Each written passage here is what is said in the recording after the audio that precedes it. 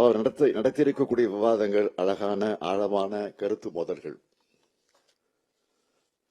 தன்னுடைய வாழ்நாள்ல 80 ஆண்டுகளை பொது வாழ்க்கைக்கு ஒப்படைச்ச மாபெரும் தலைவர் அவர். அவர் நடத்தின போராட்டங்களும் பெற்ற வெற்றிகளும் இந்திய சமூகத்தை உணர நினைக்கிற எல்லாருக்குமான படிப்பினைகளாக அமைந்திருக்கிறது. தென்றலை தீண்டியதில்லை, ஆனால் தீயை தாண்டி இருக்கிறேன்னு அனுபவபூர்வமா சொன்னாரு நம்முடைய தலைவர் கலைஞர் அவர்கள். அவருடைய வாழ்வையே தமிழ் சமூகத்தோட உயர்வுக்காக மேம்பாட்டுக்காக அர்ப்பணிச்ச காரணத்தால் தான் 5 முறை தமிழ்நாட்டினுடைய முதலமைச்சரா, 50 ஆண்டுகள் தமிழர்களுக்கான இயக்கத்தினுடைய தலைவரா அவரால் இருக்க முடிந்திருக்கிறது.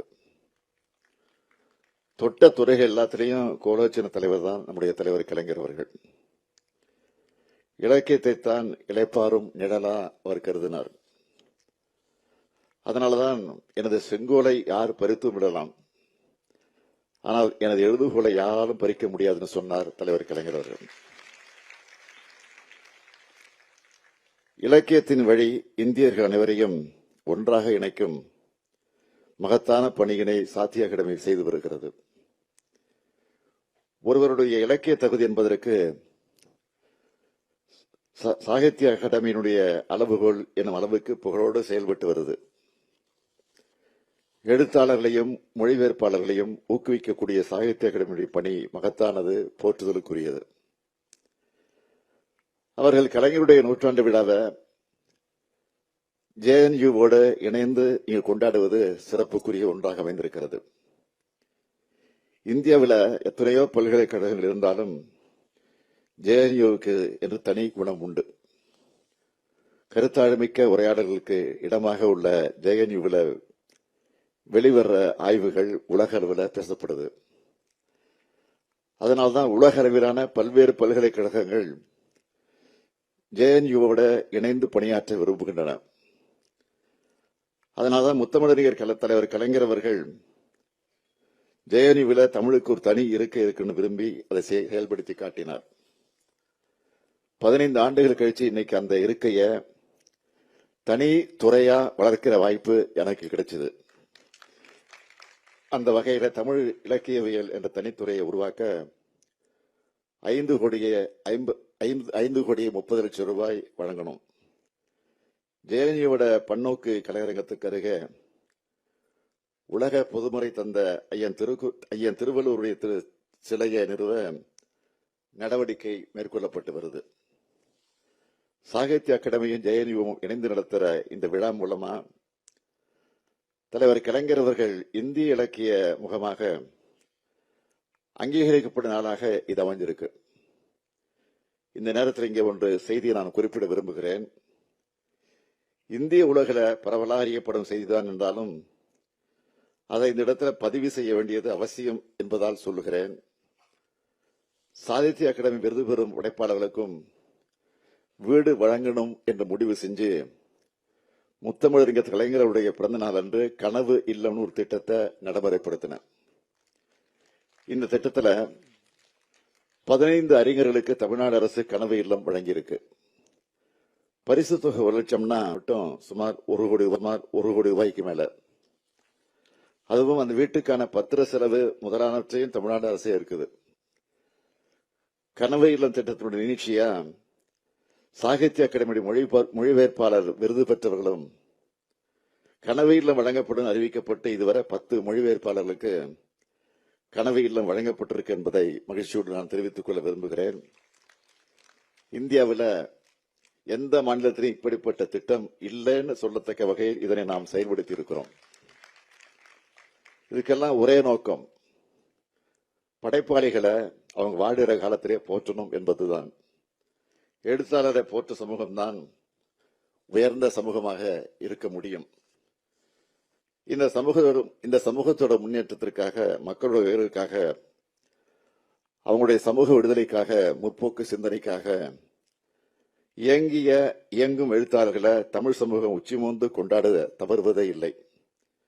அந்த வழியில்தான் தலைவர் கலைஞர் அவர்களும் தமிழ் இலக்கியவாதியாக இருந்து சிறப்பான படைப்புகளை கொடுத்தது மட்டுமில்லாமல் சிறப்பான படைப்பாளிகள் அனைவரையும் அங்கீகரிச்சார், அரவணைச்சார். அதுதான் அவருடைய தனிச்சிறப்பு. இலக்கியவாதிகளுக்காக முத்தமிழறிஞர் கலைஞர் செஞ்ச ஏராளமான பணிகள்ல பொன்னெழுத்துக்களால் குறிக்கப்பட வேண்டிய ஒன்றுதான் தமிழ்நாட்டுடைய முதலமைச்சராக கலைஞர் பொறுப்பேற்ற காலங்களில் 108 தமிழறிஞர்களுடைய நூல்களை நாட்டுடைமையாக்கி அவருடைய மரபுரிமையாளர்களுக்கு நூலுரிமை தொகையா 7,76 லட்சம் ரூபாயை வழங்கியது.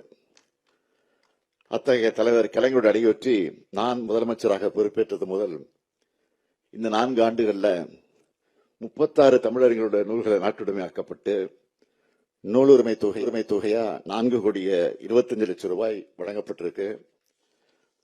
அது மட்டுமல்ல, தன்னையே தமிழ்நாட்டுக்கு ஒப்படைத்த தலைவர் கலைஞர் அவர்கள் அனைத்து படைப்புகளும் நூலுரிமை தொகை ஏதுமின்றி நாட்டுடைமையாக்கப்பட்டிருக்கு.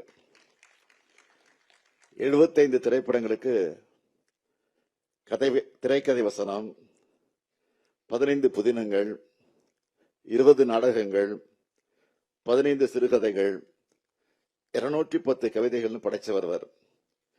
இலக்கியத்துறையில் மட்டுமல்ல, அரசியலையும் கழக உடன்பிறப்புகளுக்கு 7,000க்கும் மேற்பட்ட கடிதங்கள்.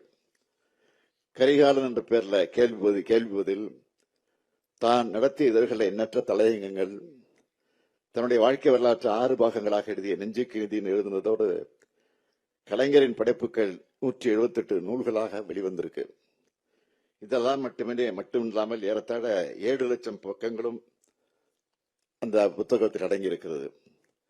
இது அத்தனையும் ஒருத்தர் படிச்சு முடிக்கணும் என்றால் ஒரு ஆயுள் தேவைப்படும். கலிபோர்னியா பல்கலைக்கழக பேராசிரியர் ஜார்ஜ் ஆர்ச் அவர்கள் கலைஞர் போல அத்தனை படைப்புகள் எழுத வேறொருவர் முயன்றால் அதற்கு ஒரு பிறவி போதாதுன்னு சொன்னார். அத்தகைய அறிவு புதையல்தான் தலைவர் கலைஞர். கலைஞர் ஆட்சி என்பது தமிழாட்சி. அதனால்தான் தமிழுக்கு செம்மொழி தொகுதியை பெற்று தந்து செம்மொழி மாநாட்டையும் உலகம் பாராட்டக்கூடிய வகையில் நடத்தி காட்டினார். அவருடைய வழித்தடத்தில் நம்ம திராவிட மாடல் அரசும் மொழிக்காக வேறு எந்த மாநிலத்திலும் இல்லாத அளவுக்கு ஏராளமான திட்டங்களை உருவாக்கி செயல்படுத்தி தமிழாட்சியை நாம் நடத்தி வருகிறோம். தமிழாய்ந்த தமிழ் மகன்தான் தமிழ்நாட்டின் முதலமைச்சராக வருதல் வேண்டும் என்றார் புரட்சி கலைஞர் பாரதிதாசன் அவர்கள்.